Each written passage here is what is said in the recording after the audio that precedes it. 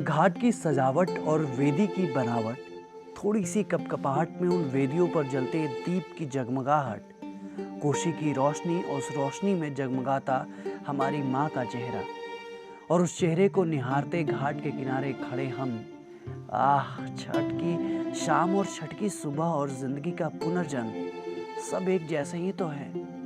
छठ की बात ही अलग है, और जिसकी बात अलग हो जाती है वो चीज़ तो खास हो ही जाती है।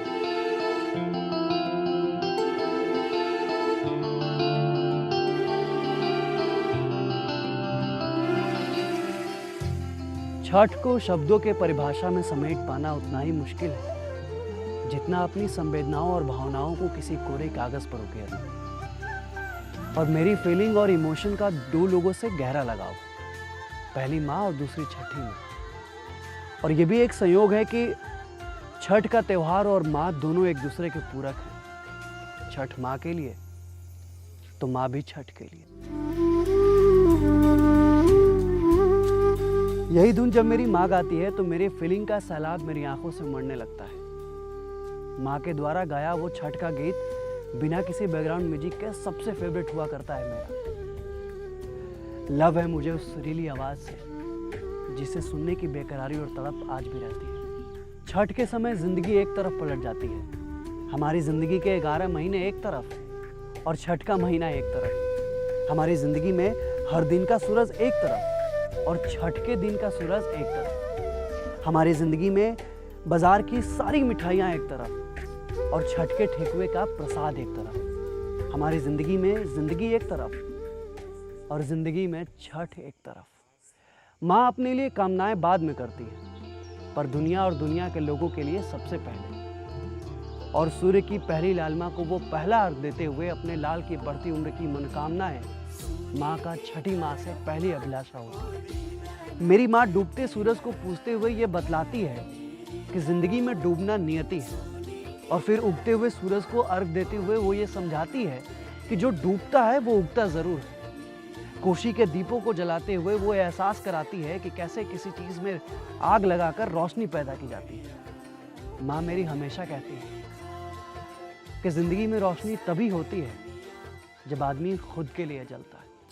छठ वो फीलिंग्स है जिसे दूर रहकर कभी फील नहीं किया जा सकता। घाट की लाइट, आंगन की कोशी और ठेकुए का मिठास और खरने का प्रसाद, ये प्रिपरेशन नहीं, फीलिंग्स है। और ये फीलिंग्स कितना होता है ये हमसे नहीं, ट्रेन और जहाज़ों से आ रहे लोगों के दिलों से पूछिएगा, जिन्हें इस वक्त छठ के अलावा कुछ भी इम्पोर्टेंट नहीं लगता। माँ के हाथ से बनाया गया वो खरना का प्रसाद जिसे मिट्टी के चूल्हों की सौंधी आंच पर पकाया गया हो, क्या उसे फील न कर पाना आसान है क्या? मध्यम आंच पर मिठास से भरपूर वो ठेकुआ जिसे दिलों से निकालना इतना आसान नहीं होता। सांझ के वक्त डूबते सूरज को अर्घ देना और फिर सुबह जल्दी से घाट की ओर जाना, ये लाखों लोगों की आस्था है जिसे किसी भी कीमत पर कोई छोड़ना नहीं चाहता। जिंदगी में हमारे रोज कुछ अलग होता है, पर कुछ ही अलग चीजें हैं जो जिंदगी में रोमांच लाती है। पर जब बात छठ की हो तो रोमांच की बात ही क्या है। माँ ने मेरे लिए कल भी परेशान रहती थी, माँ आज भी परेशान रहती है। पर जब आप माँ के लिए परेशान होते हैं ना, आपकी लाइफ में सेलिब्रेशन तभी से स्टार्ट होती है।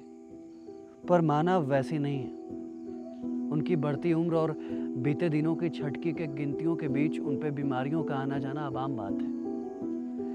माँ का स्वास्थ्य अब ठीक नहीं रहता, पर वो आज भी तैयार है अपनी परंपरा, अपनी संस्कृति को समेटने के लिए।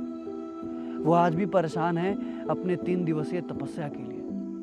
वो आज भी हौसला रखती हैं अपने तपस्या को वरदान में बदलने के लिए। लेकिन समय हर समय एक जैसा नहीं होता। इस बार मेरे लिए छठ अलग है और मेरे घर वालों के लिए अलग है, क्योंकि इस बार छठ हम कर रहे हैं। जैसे माँ मेरे लिए छठ करती थी, ठीक वैसे इस बार हम माँ के लिए छठ करेंगे।